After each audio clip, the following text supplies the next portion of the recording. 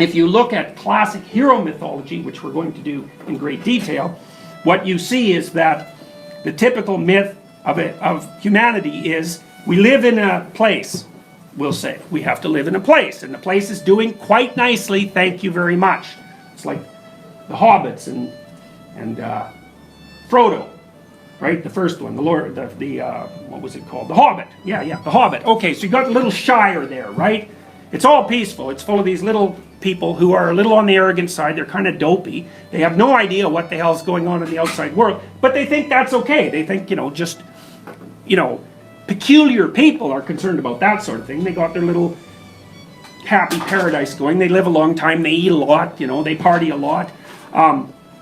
Unbeknownst to them, which is a very interesting feature of the story, the only reason they have any peace at all is because they are descendants of old kings continually patrolling the borders, right? Those are the Striders. Aragorn, he's the member of the race of old kings who patrols the borders. Well, those are ancestral figures. It's like you can all sit here at your little happy paradise, but the only reason you can do it is because the sons of great kings have put borders around your kingdom. And you can think, it's funny because in the Hobbits basically despise Strider. They're very, very suspicious of him. He's kind of dirty and dusty, and he looks like he's been banged around all over the world. He's sort of like a tramp. It's like they don't know he's the son of a great king. Good thing for them that he is, however. Okay, so then you've got the little shire, and what happens? Evil things are stirring. And what is it? Well, fundamentally, it's a great dragon. Well, that's a snake, except it's like meta snake, It's snake with fire. And you can be sure that fire was not only one of our greatest allies, but one of our greatest enemies, especially when we lived on the veldt in Africa.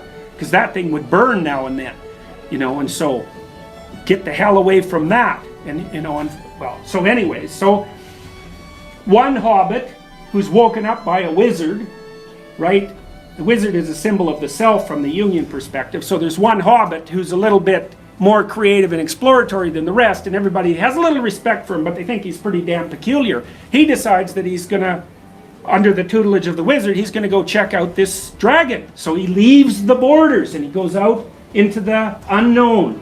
And then the rest of it is an adventure. And one of the things that's very interesting, again from a Union perspective, is that what does the hobbit have to become in order to conquer the dragon?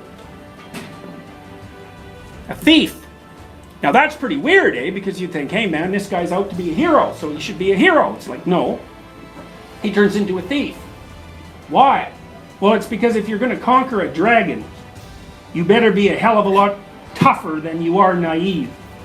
And so, partly what happens is that for the hobbit to muster up the forces that are necessary for him to confront something that is that fundamental, he has to transcend his coward, what would you call it?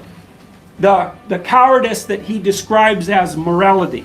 Okay, so Nietzsche, for example. Nietzsche is often viewed as a critic of morality. It's like, that's not true.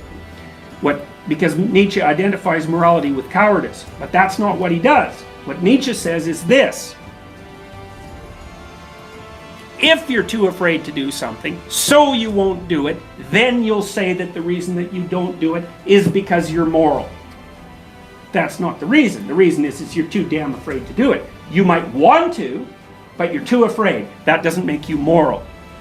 So what happens to the hobbit, for example, is once he gets outside the kingdom, he has to develop a whole array of potentials that he never developed before because they were either not necessary in his civilized place or because they were forbidden as immoral by the cultural situation that he grew up in.